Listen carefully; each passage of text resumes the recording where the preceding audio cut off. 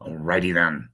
Successful Indie Author 5-Minute Focus, episode 1106, Rereading Your Work. This is one of the most traumatizing and most rewarding thing you'll get to do as an author. This is why you should write stuff that you like, because you'll get a chance to read it again. And if you write stuff that you don't like, guess what? You still get to read it and reread it. So how closely do you reread your stories? When you first start out, I would hope a lot. You want to reread it for feel. You want to reread it for content. You want to read it for consistency. Are the characters consistent? Are their actions consistent? If you have a character in one scene, does he or she stay there until the end, or do they disappear and then show back up again?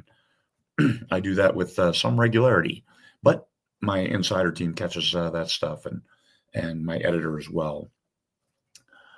So rereading it, or are you getting caught up in, you start rereading, oh man, this sentence is so clunky, and then you rewrite it, and now you don't remember where you are.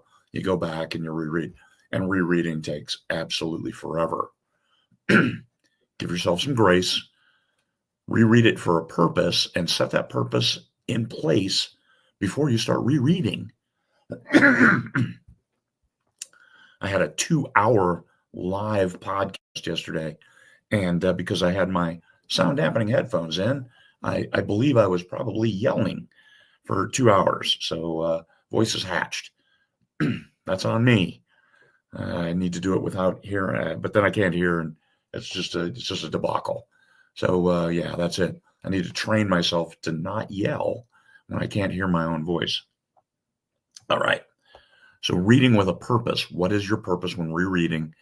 If you're looking through it for clunky wording and other stuff, fine, go ahead. Just understand it's going to take a while. Read for general feel, and that helps a lot because it'll also reinforce that, hey, you wrote some pretty good stuff. And the story, does it flow?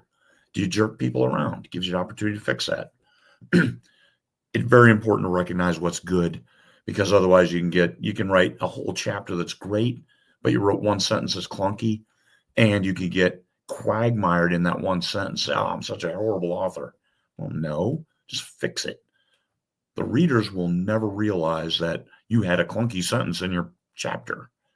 Who cares? Nobody cares. And even if you leave it there, the readers will show you some mercy, especially when you're first starting out, and go right through it. So give yourself some grace, fix it, and then move on. But don't look at it and say, oh my God, I'm so bad. No, if you wrote 99% of that chapter fine, you're good. You are way good. So it comes down to standards. Are your standards realistic? Or are you looking for your work to equal that of your favorite author? Well, if I'm your favorite author, then you're good. You've got a nice low bar to work with. But if you've got somebody else who's sold tens of millions of copies of books, well, my standard might be a little high. Why hold yourself to that standard? Not right now, but later, after you're well established, after you're well practiced. You don't get there without practice, and practice takes an effort. So set a realistic standard for yourself. One of the things I do is I'll put a book aside, and then I'll reread it when I don't remember it anymore. So that could be 2 days after I've finished. It could be a month. And then I'll go back through it and say, oh, man, yeah, this is pretty good. Oh, let me tweak this. Let me tweak that. Oh, I've got the same word in here too many times. Let me remove those repetitive things, even though my editor and my insider team all look out for that. I still find them. You got to step outside yourself, and that's by setting aside until you forget it. But I set it aside. I don't sit and do nothing. I write the next book, and that helps me forget this last book. I forget very quickly nowadays, and it's easy to step outside and look at that fresh. It's like Gandalf in the Mines of Moria. I have no memory of this place.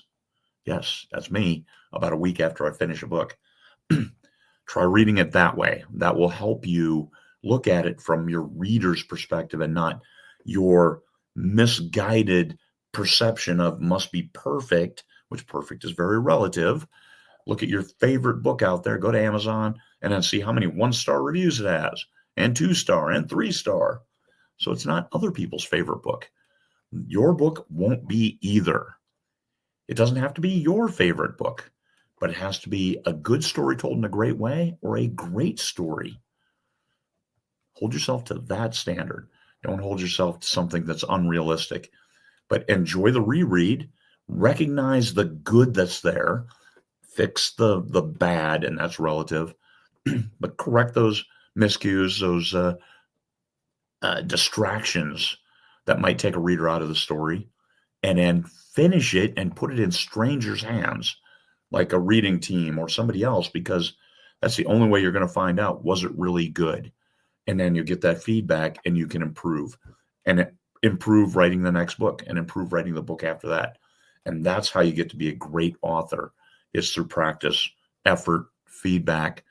And you are part of that, but not the you who is easily bogged down by one word here or there. It's the you who is able to check for flow, consistency, and overall readability. That's the you who's going to benefit your team. All right. So reread your work, but set a standard before you start rereading so you don't get lost in the minutia and determine that you are the worst author of all time. I guarantee you are not. Peace, fellow humans.